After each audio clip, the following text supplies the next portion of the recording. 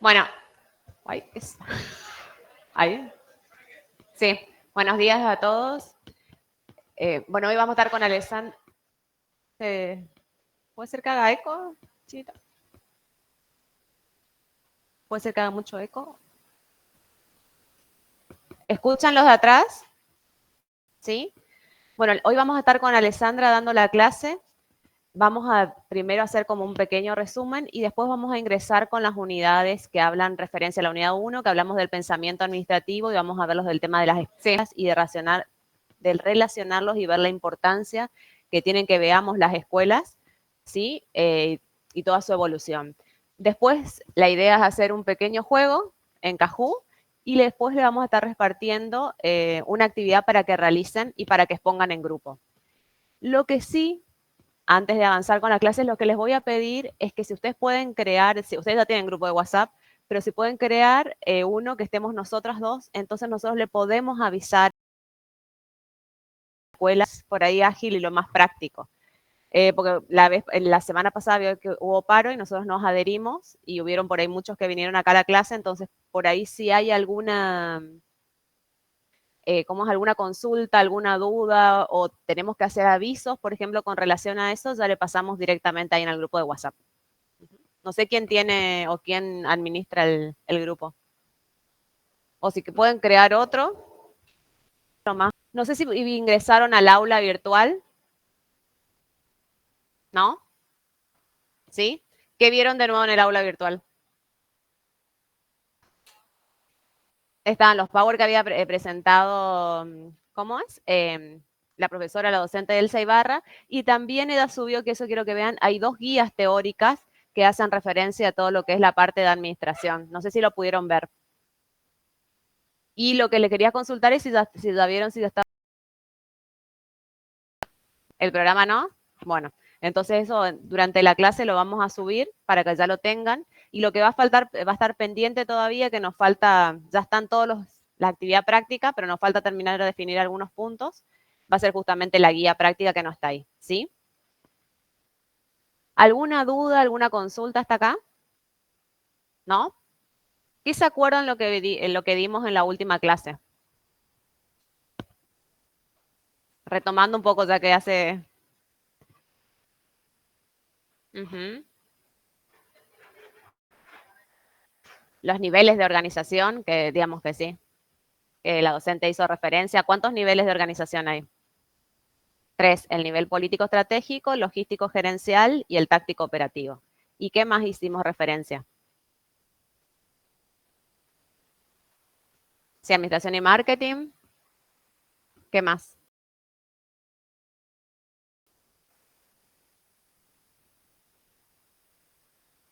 Entorno, bueno, entorno, lo que era macro y microentorno. ¿Se acuerdan de eso o no? Que, digamos, la docente había hecho una referencia, Elsa había hecho una referencia de todo lo que era el macro, el microentorno, qué es lo que tenían que considerar, la importancia que tienen, digamos, las organizaciones. La idea es como ya nosotros veníamos avanzando con la teoría, como yo les digo, hoy avanzamos y después nos vamos a ir directamente a hacer lo que es tanto de esta práctica que queremos realizar más lo de la guía. Que a lo sumo, por eso yo les decía lo del grupo de WhatsApp, como no tenemos la guía completa todavía para subirla al aula, pero sí le podemos pasar por el grupo los ítems para que vayan realizándolo, ¿sí? Bueno, si yo, a ver, de lo que nosotros hablamos hablar hoy, escuelas, y hacía referencia a esto, es más historia, por ahí es un poco más aburrido, pero bueno, bajen con las escuelas, que en ese trabajo práctico que vamos a hacer y que van a poder hacer en grupo, que ustedes puedan leer, reflexionar y hacer aportes, que es lo que yo les decía, que esa va a ser la actividad que yo les voy a pedir que ustedes expongan de cada uno de los grupos. Cuando nosotros hablamos de los orígenes de la administración, ¿de dónde parte la administración? Nosotros decimos, el desarrollo va a estar influenciado por lo que yo le hacía real. ¿Alguien se acuerda en qué época o en qué año fue la revolución industrial, que fue uno de los hechos históricos y económicos más importantes? Si alguno por ahí sabe.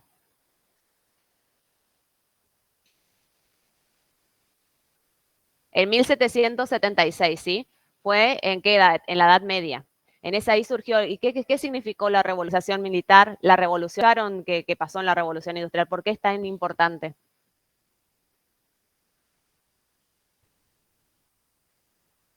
Justamente de ahí, digamos, de ahí parte la escuela clásica, que va a estar, digamos, los principales autores, ¿sí?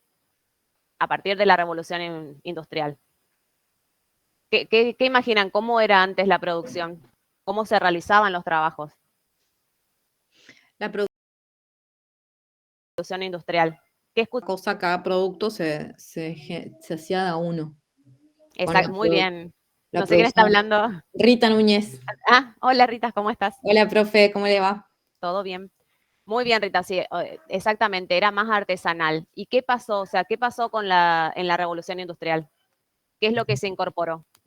Se incorporó la producción a escala, a gran escala, digamos. Y después, Exactamente, bueno, la apertura de fábricas, el desarrollo, o sea, a uno, cada... como decía Rita, o sea, pasó a ser, digamos, de un trabajo que era manual a automatizar. O sea, ahí se comienzan con, digamos, con la aparición de las máquinas, lo que era también la automatización de procesos. ¿Y qué se imaginan también?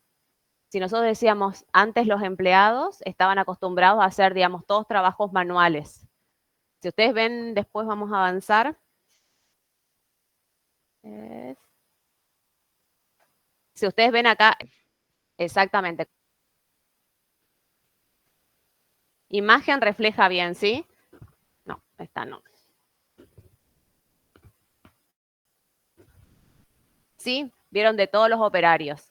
¿Y qué se imaginan? Porque si lo relacionamos o los vamos a relacionar a las escuelas, nosotros decíamos, ese trabajo comenzó a ser automatizado, entonces, ¿qué? ¿Qué debe haber pasado también? ¿Cómo se imaginan que va a ser el trabajo? Si ustedes ven esa cantidad de personas, esta,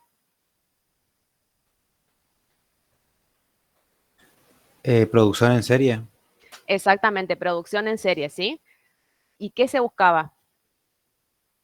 Se tenía en cuenta ahí, por ahí las condiciones laborales, Se buscaba la eficacia y la eficiencia y no el bienestar del trabajador.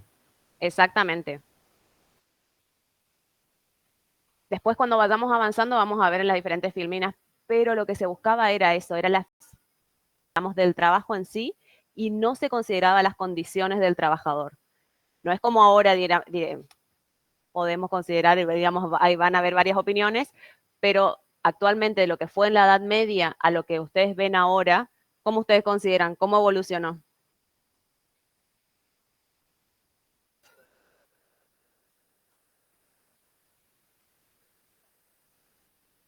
Exactamente, en su momento o en esa época, cuando fue la revolución industrial, lo que decían es que habían jornadas de trabajo de 13, 14 horas.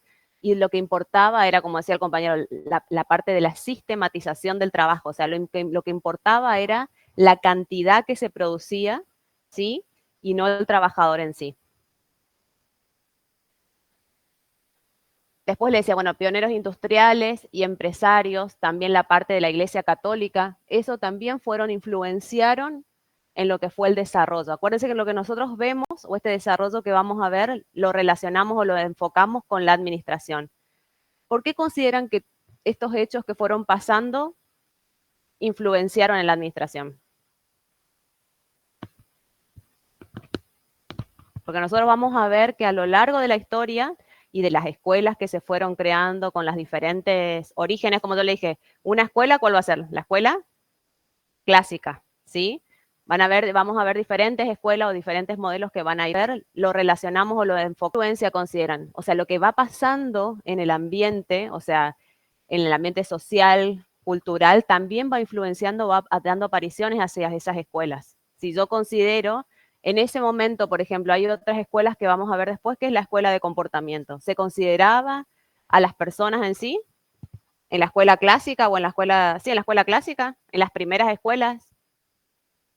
Si nosotros relacionamos con la revolución industrial y decíamos no, se maneja pasando. Pero qué importante era únicamente el trabajo y la sistematización del trabajo. En ese caso, no se lo tomaba en cuenta. Recién cuando surgen las escuelas del comportamiento, que se comienza a aplicar. Ahí tienen en cuenta lo que es la parte filosófica, psicológica, de que del personal y después de todo lo que vamos a ver después, que es con relación a la motivación que se les fue generando. ¿Alguna duda, alguna pregunta en serie donde lo... Bueno, la Edad Media con relación, cuando avanzamos y decimos la Edad Media, ¿qué clases sociales consideran que había? Exactamente, estaba la parte feudal. ¿Quién era importante? ¿Cómo se dividía ahí?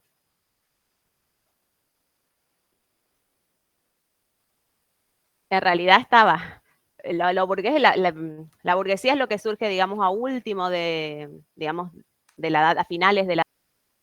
Pero al principio de la Edad Media, ¿quién estaba? ¿Quién era importante? El clero, la nobleza y el resto que eran quién? Los campesinos, que eran los que trabajaban y sí, trabajaban la tierra.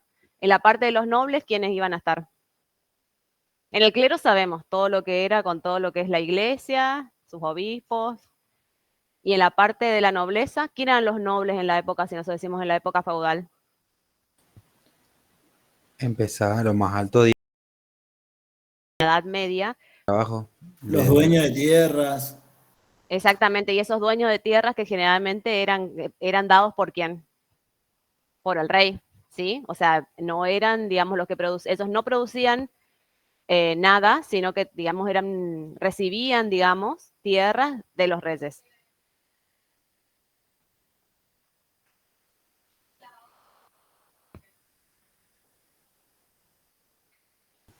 Y de ahí Sí, va para abajo.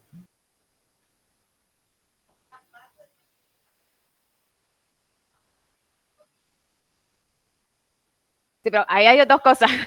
Acuérdense que por un lado estaban los que, ¿qué? Con los que decíamos los que cosechaban, que eran, digamos, que era la clase más baja, que eran los campesinos, los que producían, ¿sí? Ah, espera, vamos, me olvidé. Disculpen, que está hablando su compañera y me olvidé de pasar el micrófono.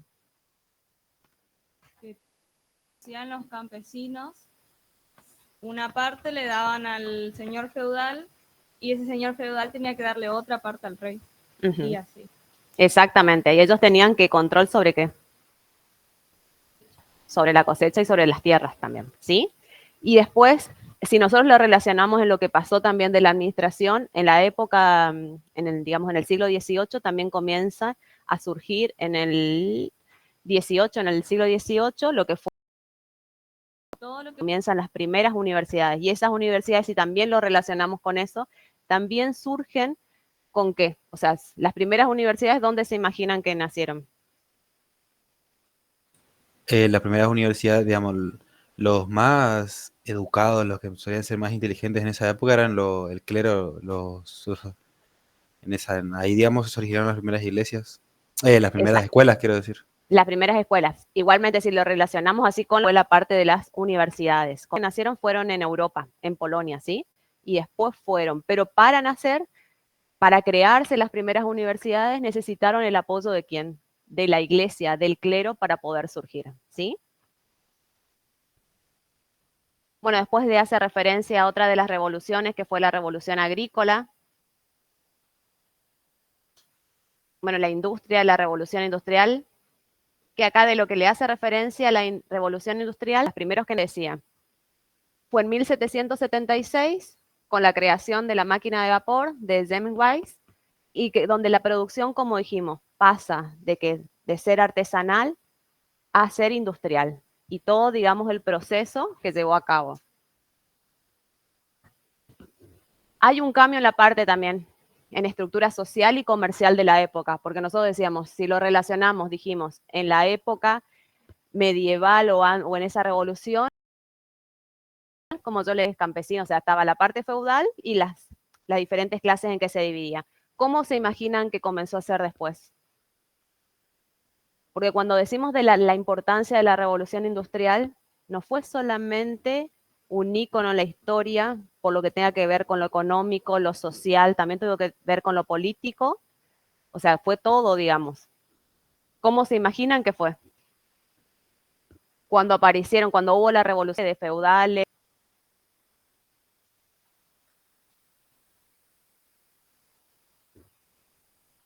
Ahí les dice que hubo en ese cambio en la estructura social y comercial de la época, lo que comenzó a haber es fusión de pequeños talleres, disminución de costos, automatización de tareas, aumento de la demanda.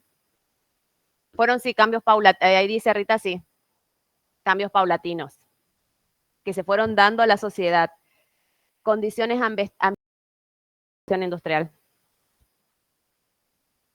Sí, también como decía Rita, no fue de un día para el otro, obviamente, el cambio. Fue un proceso que se fue realizando, porque si hablamos de la revolución industrial también, ¿qué fue?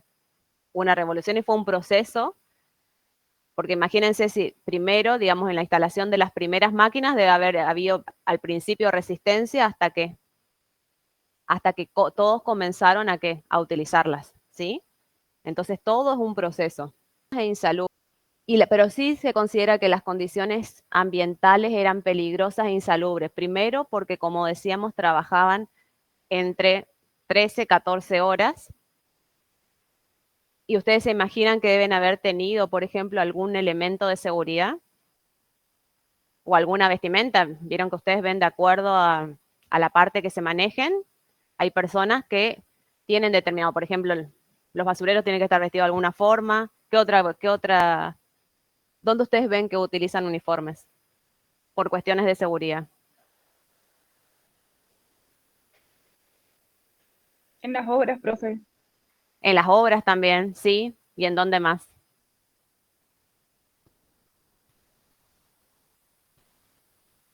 Sí, los operarios de EMSA, sí. Los que, por ejemplo, se dedican a la parte de química o que tienen que hacer, o en laboratorios que necesitan, digamos, tener una...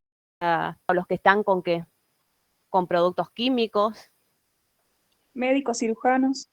Sí, área de la salud, exactamente. Fíjense que en toda esa época no existía nada de eso. Fíjense logrando la brecha que fue y todo lo que fue pasando, digamos, en esa revolución.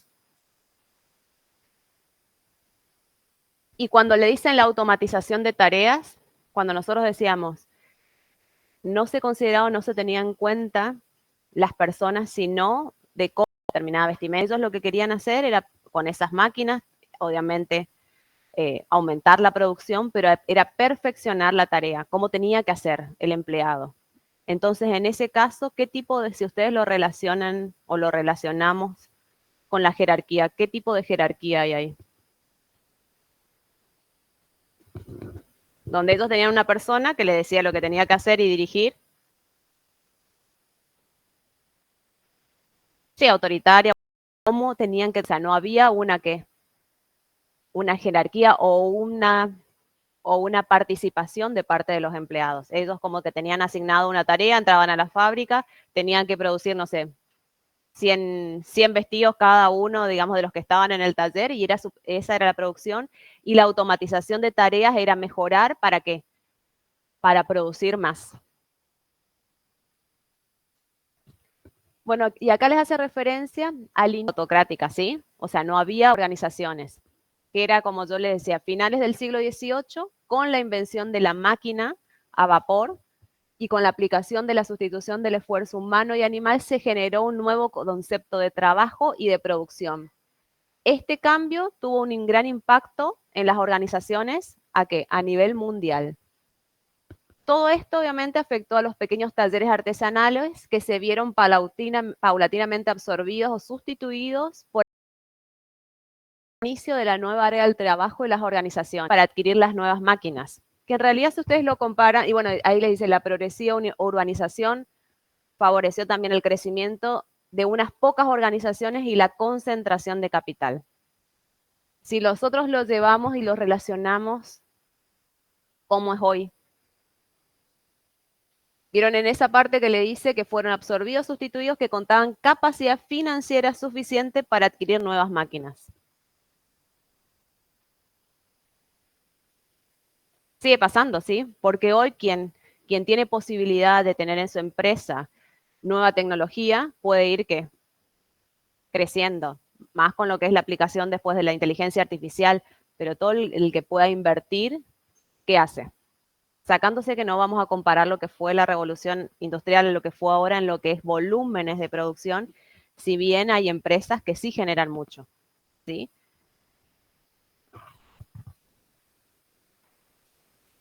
Bueno, acá también les decía, al volverse el trabajo cada vez más mecánico, se propició la división de trabajo.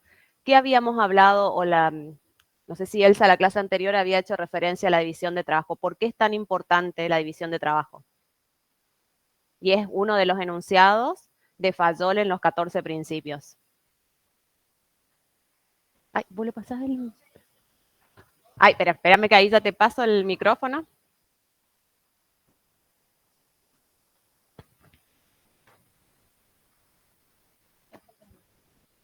Que es importante que se dividan los trabajos para un mejor funcionamiento de la empresa.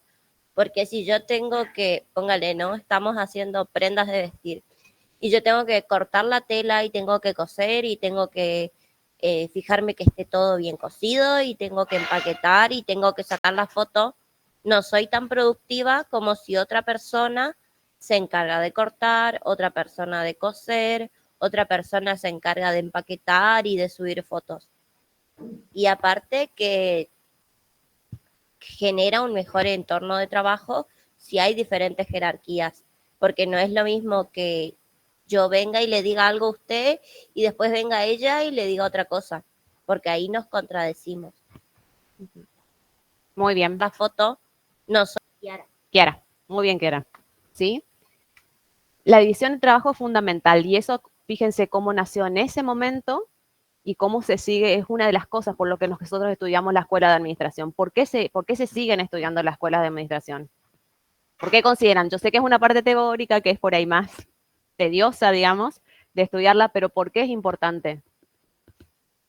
Porque nosotros vamos viendo que en cada una de las etapas, digamos, nombre Kiara, no solamente en la parte económica, sino de sociedad, van apareciendo y las vamos teniendo desde eso que surgió de la división de tarea, como yo hoy les relacionaba, por ejemplo, con el tema del liderazgo, cuando hay un liderazgo autocrático o participativo, eso nació de la teoría de quién, la teoría X e Y de MacGregor, ¿sí?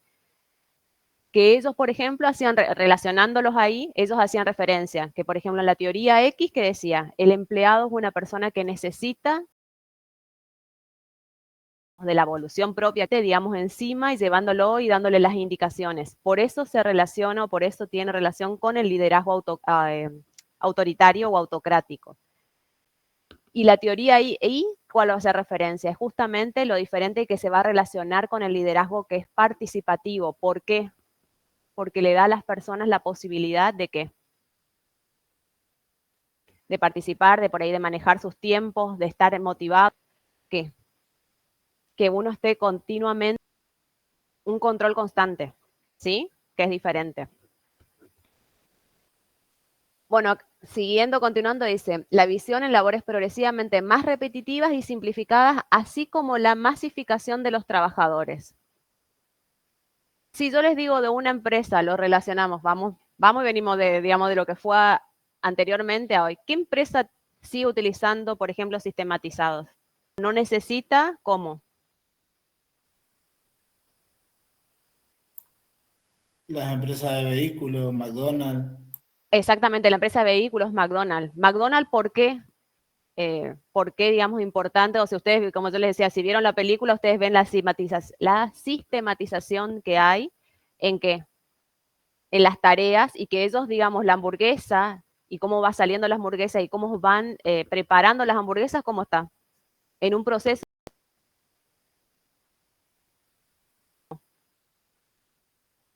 automatizado, ¿sí? Entonces, fíjense, como de eso que apareció en el siglo, digamos, XVIII, se sigue utilizando, digamos, hasta el día de hoy, en esa parte. Las malas condiciones de trabajo dieron lugar ¿a qué? A luchas sociales y a movimientos obreros. Ahí que comienzan las primeras manifestaciones o las primeras huelgas también, ¿sí? Esta es la tarea que tiene que hacer cada uno y está perfecta de organizaciones que hasta entonces no se habían conocido, grandes fábricas y sindicatos. Eran organizaciones que no pertenecían al Estado, a la iglesia o al ejército. Si hablamos de las organizaciones, que ya lo relacionamos con lo que habían dado en la clase anterior en ELSA, ¿qué decíamos que éramos las organizaciones? Es el objeto de estudio de la administración, pero ¿qué es? ¿Qué son las organizaciones? son como consecuencia nuevos tipos, exactamente, un conjunto de personas que tienen un objetivo en común, teniendo qué, o basándose en qué, en recursos que tienen, ¿sí? Pero lo importante es eso, que ustedes entiendan que son conjuntos de personas que se unen para un objetivo. Si yo les decía de acá, ustedes cada uno de su grupo es una organización, ¿qué objetivo tienen? Por ejemplo, con el PIFO.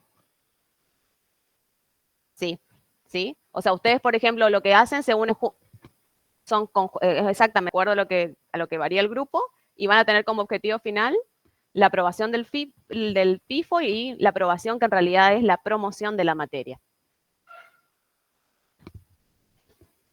Volviendo a lo que les hace referencia a los antecedentes de la teoría administrativa, nosotros decimos en el siglo XX surge la moderna teoría de la administración, que ahí vamos a tener grandes exponentes como Frederick Taylor, que hace referencia a la administración científica como organización entre 10 o 12 personas, de acuerdo a lo que hace referencia a la administración general e industrial. Y a Taylor y al Fayol se los considera los padres de la administración. Cuando hablábamos referencia a Fayol, ¿qué decíamos? Fayol fue el que enunció los 14 principios. ¿Y qué más enunció Fayol? Que los habíamos visto en el cursillo de nivelación. Se tienen que acordar. ¿Qué habíamos visto? Henry Fayol, ¿cuál era el proceso administrativo que vimos?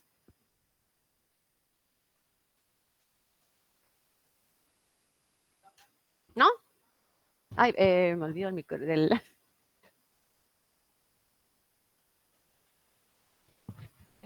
Planeación, dirección, control, y me falta uno.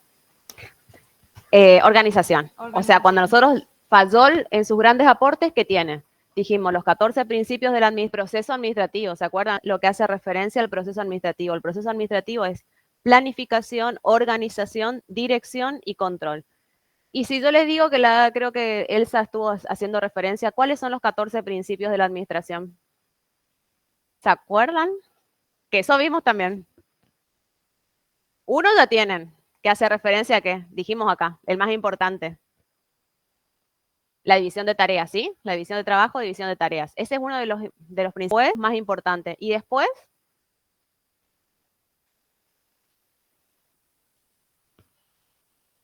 autoridad, responsabilidad, orden, jerarquía. Ahí en la jerarquía vemos el tema de los niveles, ¿sí? Acuérdense de los niveles de la organización, que dijimos que había 3. ¿Qué más? Vamos a tener también subordinación del interés particular al interés general, iniciativa.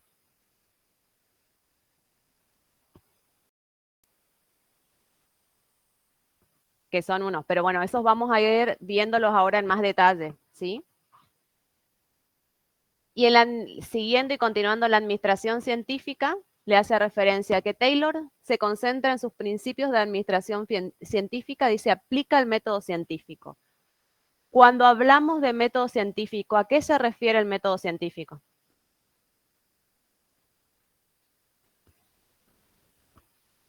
¿Escucharon alguna vez del método científico? ¿Sí? ¿En las investigaciones se utiliza el método científico o no? ¿Y qué consideran? ¿Cómo debe ser el método científico? Si nosotros decimos en una investigación. Sí. Metódico, verificable, profe. Metódico, verificable, exactamente. Pero para, digamos, cuando nosotros hablamos del método científico, nosotros siempre vamos a partir de que, ¿escucharon alguna vez que eso va a dar, nosotros, o en una investigación cuando se realiza? ¿Qué hacemos en una investigación? Primero observamos, detectamos un problema, planteamos una hipótesis, vamos a plantear una hipótesis de lo que queremos realizar en esa investigación o en ese método, y después, ¿qué hacemos? Vamos a refutar, vamos a saber si esa hipótesis que nosotros planteamos, si es verdadero o falso, o es verdadero o falso. Si es verdadero, una observación. ¿En qué se convierte? En una ley o en leyes o en principios, ¿sí? Porque nosotros verificamos, depende de la investigación y de todo, pero digamos, ese es los pasos, digamos, de lo que es el método científico. Y el método científico ustedes lo van a utilizar mucho en todo lo que es cuando más adelante o si deciden hacer investigaciones, van a, digamos, como yo les digo, siempre van a tener que considerar esos puntos. Partir de la observación, detectar un verdadero, ¿qué hacemos? Hipótesis y verificar o refutar la hipótesis, ¿sí? Bueno, y se le aplica el método científico para mejorar los métodos de producción en el taller, principalmente a través de estudios de tiempos y movimientos. ¿Por qué era tan importante mejorar los métodos de producción?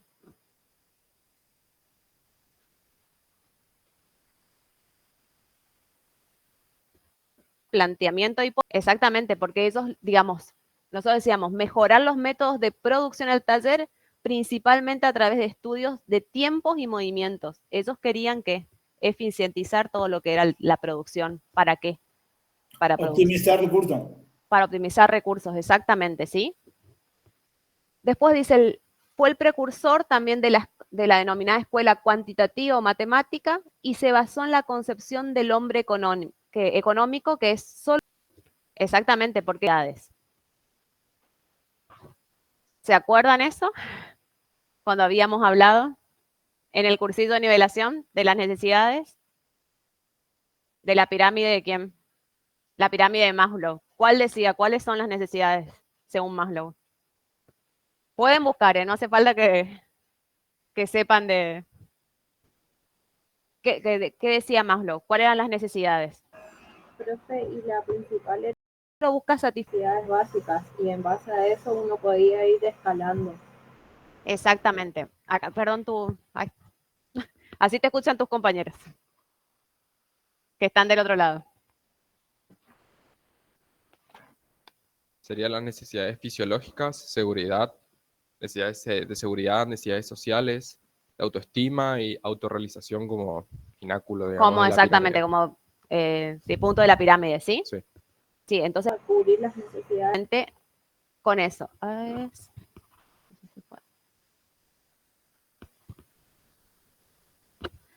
Hasta acá, preguntas, consultas, ¿alguna duda? ¿No? O sea que van a hacer bien todos ahora el práctico para la exposición. Después dice, Taylor planteó 4 principios. Estudiar cada tarea creando una ciencia de ella para hacerla mejor. Que el trabajador debe ser bien seleccionado. Y la relacionamos directa. El personal directivo debe colaborar con los trabajadores para que el trabajo se haga según su ciencia, o sea, con un sistema de control. Y el cuarto, la división del trabajo y responsabilidades entre los trabajadores y los administradores. En este caso, cuando con el último punto que hacemos referencia a la división de trabajo y responsabilidad, ¿ustedes pueden delegar la responsabilidad?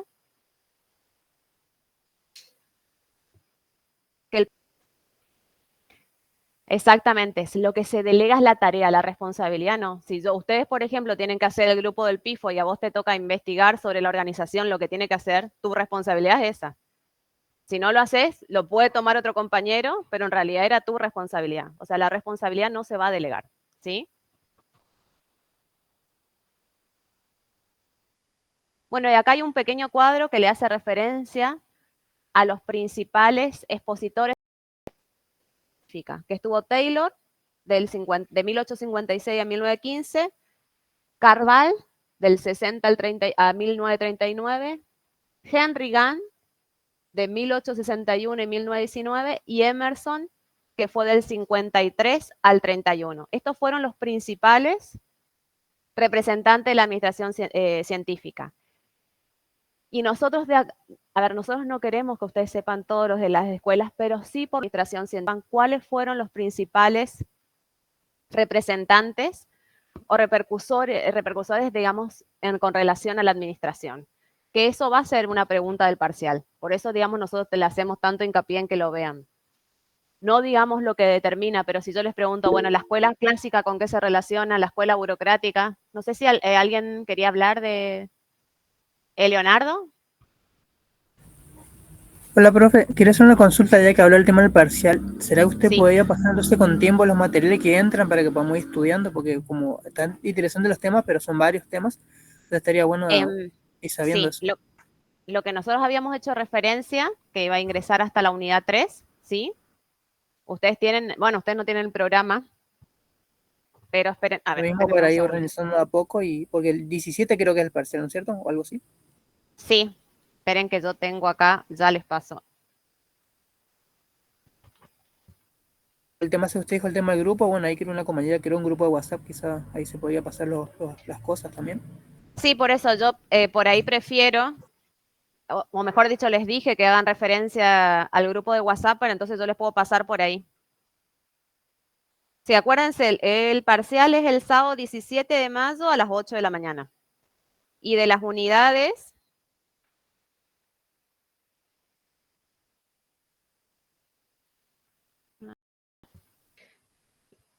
la unidad 1 hace referencia a la introducción de la administración, la unidad 2 aparece, digamos, como lo principal que son las organizaciones y el proceso administrativo.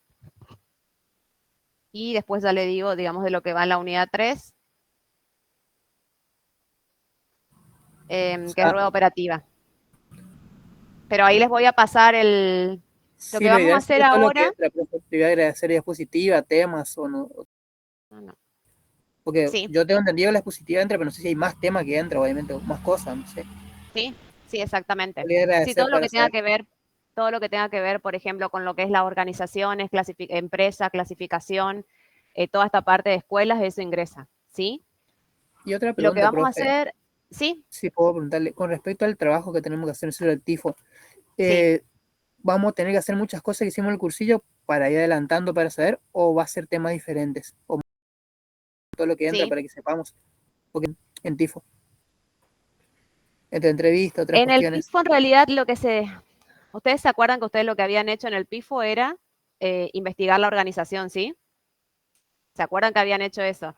Lo que van a tener que hacer en el PIFO es un resumen y palabras, descripción de la organización, introducción, que ahí van a tener que determinar fundamentación, objetivos y metodología, marco teórico, propuesta, Más o menos lo mismo, a unos pasos que hicimos en el cursillo, también vamos a tener que... justificación. Pero es teniendo toda la base, digamos, de lo que ustedes, de la empresa que fueron trabajando en el cursito, si es que quieren esa empresa o pueden elegir otra, porque yo sé que por ahí muchos grupos se mantienen de lo que fue el cursito, pero me imagino que otros no. O sea, lo importante sería que ustedes ahora, para poner fechas, que ustedes elijan por lo menos la organización y que nos pasen, ¿sí? En el transcurso de esta o concreta. ¿Sí? Que me pasen al listado si quieren. Yo lo que hago es crear un formulario de Google, le paso ahí en el grupo, el link en el grupo de WhatsApp, entonces ustedes me van estableciendo el nombre de la organización, a qué se dedica la organización y los integrantes del grupo, ¿sí? Entonces pueden ya avanzar con eso. ¿Otra consulta? O sea, profe, Sí. entonces si nosotros elegimos otra empresa, en ese caso, bueno, si elegimos la del cursillo, bueno, ya tenemos la información, y si elegimos otra empresa, vamos a tener que obtener Que viene. dicha información como tuvimos en el cursillo, sería, ¿no es cierto? Exactamente, sí. Acuérdense la única diferencia que en el cursillo ustedes cuando habían hecho el trabajo práctico que tenían, que además de la administración, tenían ¿qué otra parte? La parte económico y la parte de marketing, ¿sí? Que tenían, digamos, los tres. Acá va a ser solamente, van a tener que tener en cuenta lo que hace referencia a la administración. Pero en el cursillo ustedes ya le pedía en la descripción de la empresa, Dicha información de las empresas, o sea que eso ya ustedes lo vinieron trabajando en el cursillo. Es aplicar otras herramientas, digamos, que nosotros vemos acá en la cátedra, además de eso, ¿sí? Y acuérdense lo del parcial, lo que nosotros habíamos hecho referencia, que el parcial, ¿cómo va a ser la metodología? ¿Se acuerdan? La parte de la metodología es teórico-práctico, sí, pero en realidad nosotros, ustedes van a tener el parcial que va a ser múltiple choice. O sea, van a tener verdadero o falso, van a tener por ahí frases a completar, pero va a ser ese formato, digamos, de parcial, ¿sí? Yo no les voy a pedir que me hagan, por ejemplo, que me escriban 5 hojas con relación a las escuelas, no. Va a ser algo mucho más concreto. Y además de eso, acuérdense lo que yo les había hecho referencia, lo que sí va a tener más que nada por la cantidad y cómo nos venimos manejando, eliminatorias. O sea, si ustedes, acuérdense, esas dos preguntas, por ejemplo, una pregunta puede ser, ¿quién fue, digamos, el precursor de lo que fue el proceso administrativo o de lo que fue por ejemplo, los principios o qué es la administración. Esas pueden ser preguntas eliminatorias. Son preguntas básicas, digamos, que nosotros consideramos básicas e importantes de la administración. ¿Qué pasa si ustedes tomamos preguntas que son esto y después continuamos? ¿Qué pasa si ustedes, por ejemplo, no contestan bien las 2 preguntas eliminatorias? Ya el parcial no se corrige, ¿sí? O sea, ya quedan afuera. Si, por ejemplo, contestaron una bien y la otra no, ¿cómo va a ser? Tienen el 80, o sea, si por ejemplo ustedes contestaron una pregunta eliminatoria bien, el 80% del parcial tiene que estar bien. Y ahí le explico ¿sí? Para poder promocionar. Igualmente, acuérdense que tienen el 4 regular, pero acuérdense, con las 2 preguntas mal eliminatorias, eso ya, digamos, salen mal, digamos. Después pueden recuperar, obviamente, acuérdense que ustedes tienen cómo está compuesto. Ustedes tienen los 2 parciales, el trabajo práctico final obligatorio y el recuperatorio. Y el recuperatorio, como dijimos, ustedes pueden tener los 2 parciales, sacar 2-4 y pueden promocionar todavía. Van al recuperatorio y rinden, ¿qué? Un integrador. ¿Qué es? Que el integrador, ¿qué va a hacer? Lo del primero más lo del segundo parcial. No tan largo, o sea, pero digamos, tienen conceptos y casos prácticos de las 2 partes. O sea que hay posibilidades y la idea es que podamos avanzar y que ustedes puedan llegar bien a lo que es el parcial. Que es cierto que no queda mucho.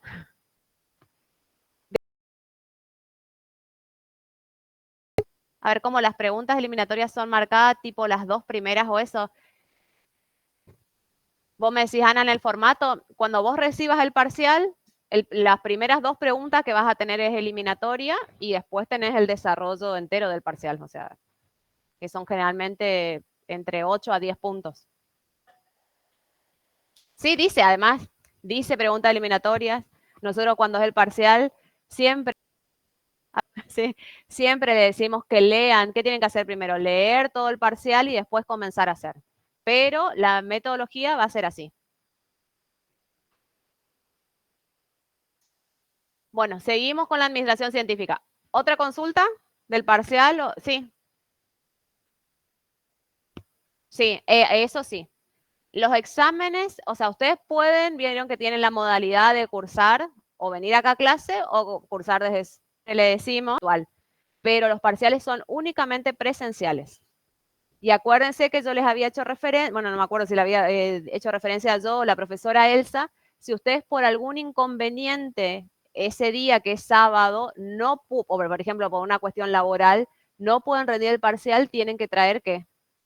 El certificado correspondiente y ya avisarnos. O sea, si ustedes saben que trabajan el sábado, ya semana que viene tienen que traer una constancia del trabajo o algo para qué. En forma virtual para ustedes. ¿Sí? Así que eso, digamos, nada más para que lo tengan en cuenta. Seguimos con la administración científica. Ya después vamos después lo que vamos a hacer en todo caso, pero para el Kahoot, ¿o decís? ¿O para que trabajan?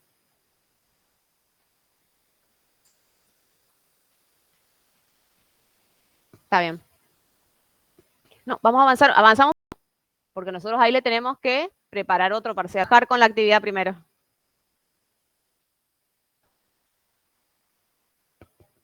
Bueno, para el cierre. Después hacemos algo interesante. Lo único que en el Kahoot, bueno, no sé cuántos integrantes pueden o van a tener. Desde el celular. Bueno, vamos a ser interesante. El que gana el Kahoot, el que gana va a ganar un punto para el parcial. ¿Sí? Trabajar. Sí, así que esmérense vamos a terminar y esmérense para contestar. Y un punto es un punto. ¿Sí? Y bueno, pero fíjense, si les falta, si están entre 5, entre 4 o 5, ya tienen un punto adicional. ¿Sí? Y un solo ganador. Bueno, dice, su objetivo principal consiste en eliminar el desperdicio y las pérdidas. ¿Por qué es tan importante el tema de eliminar cuando hablamos en la producción el desperdicio y las pérdidas? Que eso fue en la época anterior, medieval, hasta el día de hoy. ¿Por qué es importante? Sacando la optimización de recursos, acuérdense que lo que nosotros hacemos referencia, ¿qué pasa si nosotros tenemos pérdidas? O sea, podemos tener pérdidas en la producción, o sea, si nosotros producimos de más, ¿qué pasa? Sí, pero que cómo me afecta a mí como empresa. Exactamente, si yo produzco, me producen pérdidas, que eso me va a generar, ¿qué? Pérdida monetario, o sea, pérdida de dinero, que se puede producir si mi empresa no está bien. Yo, por ejemplo, puedo producir, no sé, 1000 unidades de remeras, ¿sí? Y en ese, por ejemplo, en esa producción una tanda me salió mal. ¿Qué puede pasar? En las producciones, digamos, si bien hoy con las máquinas que hay se trata de evitar eso. Exactamente. Si yo produzco, se genera una pérdida de dinero. Si yo pierdo dinero y mi empresa no está bien, no puede solventar esa pérdida, ¿qué va a pasar? Sí, digamos, va a comenzar una cadena que puede provocar ¿qué? El cierre o la quiebra de mi empresa, ¿sí? Bueno, yo decía, para eso se determinan de forma científica los mejores métodos y técnicas para realizar cualquier tarea y seleccionar, capacitar e incentivar a los trabajadores. Siempre, digamos, hay un desperdicio de pérdida. En las tareas, el nombre de esta escuela obedece al intento de aplicar los métodos de la ciencia a los problemas de la administración. Para Taylor, decía, la organización y administración deben estudiarse y tratarse científicamente y no empíricamente. ¿Cuál es la diferencia entre científica y empíricamente?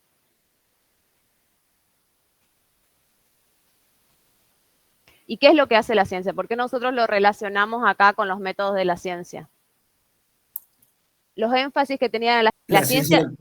Sí, perdón. No, lo que hace la ciencia siempre busca la mejor forma. No se queda con